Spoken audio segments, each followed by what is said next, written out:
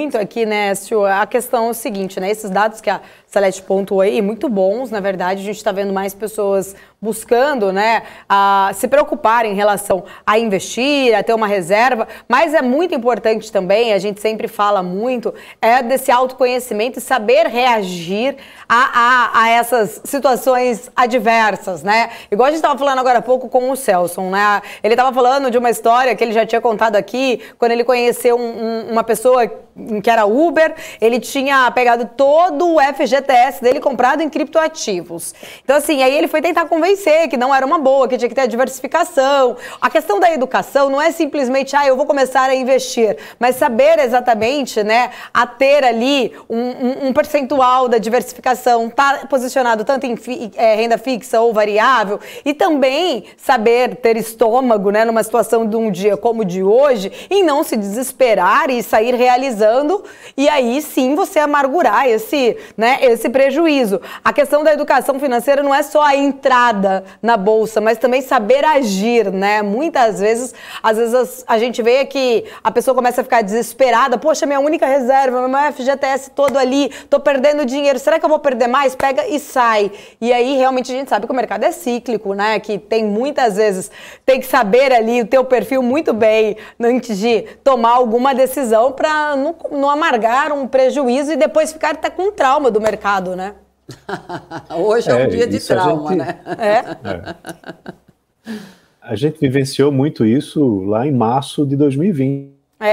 A Bolsa brasileira despencou. Eu me lembro muito bem, pessoas, né, investidores, perguntando, Écio, o que é que eu faço? E a minha pergunta era, você tem caixa? Você tem sua reserva, está preparado para...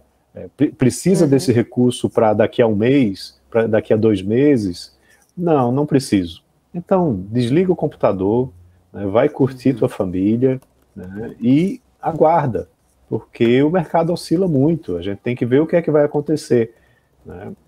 E aí aquelas pessoas que conseguem ter estômago para isso, né, elas realmente não tomam atitudes muito precipitadas e terminam tendo um menor prejuízo.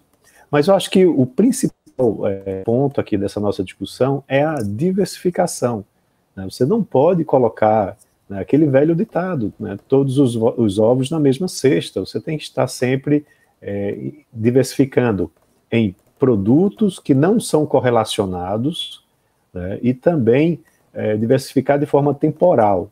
Ou seja, você vai investindo ao longo do tempo, porque você pega um preço médio ao longo do tempo, e também você tem que investir em papéis ou em ativos que não caiam juntos, né, que não tem uma correlação tão grande. E está cada vez mais evidente que as criptos têm uma correlação muito forte com a Nasdaq. Então, você vai investir em empresas de tecnologia e, ao mesmo tempo, comprar criptomoeda, achando que você está se protegendo do mercado ao comprar cripto, você está redondamente enganado, porque está aí, está se mostrando que a correlação é muito forte. Basta sair essa notícia de que o Fed deve aumentar a taxa de juros no ritmo mais forte, que é o que está derrubando os mercados hoje, que isso provavelmente, quer dizer, isso provavelmente não, isso trouxe também esse mesmo valor para esse produto, né, para esse tipo de investimento, que são as criptomoedas, porque exigem muita liquidez no mercado.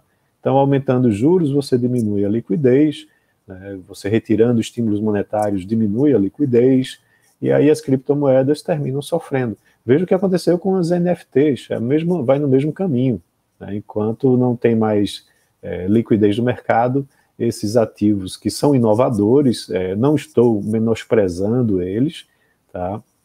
Mas eles não podem ser o seu principal foco em termos de investimentos. Você tem que diversificar para momentos difíceis como esse. Eu também vim para cá com uma expectativa na questão da privatização do Porto de Santos. Você acredita que nós tenhamos essa privatização este ano? E de que forma isso pode ajudar o mercado E claro, o Porto de Santos, todo mundo sabe o tanto de investimento que exige neste momento. Na tua análise, acerto? Olha, eu tenho acompanhado muito os processos de concessões, né, que estão acontecendo não de agora, né, desde pelo menos 2020 para cá. 2019 nem tanto, era mais, a grande pauta era a reforma da Previdência.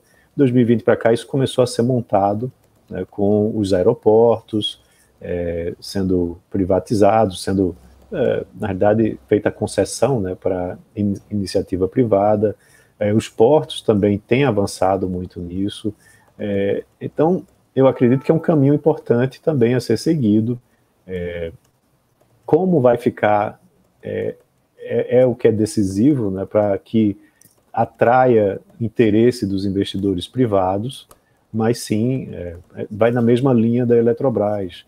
Você precisa ter investimentos, principalmente em portos que são responsáveis por grande parte, né, do comércio internacional brasileiro, seja para exportar ou também para importar.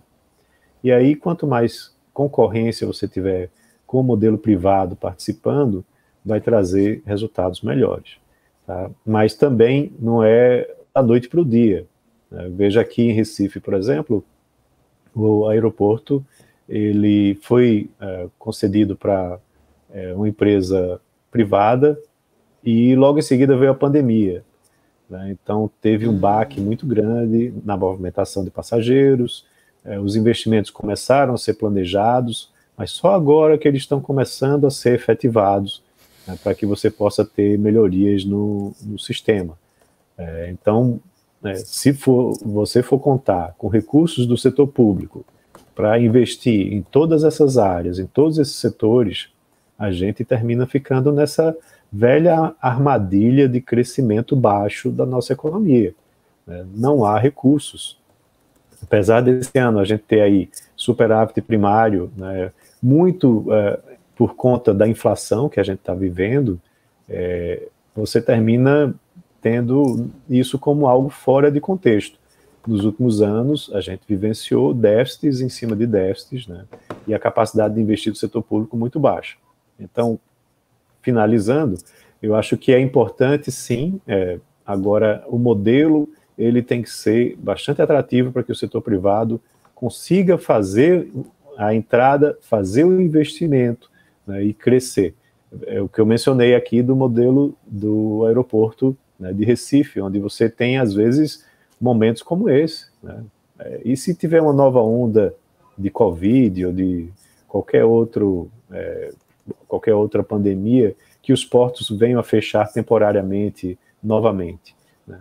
Então, esse modelo de concessão, ele precisa ter algumas salvaguardas, né, para que o setor privado possa entrar com mais segurança.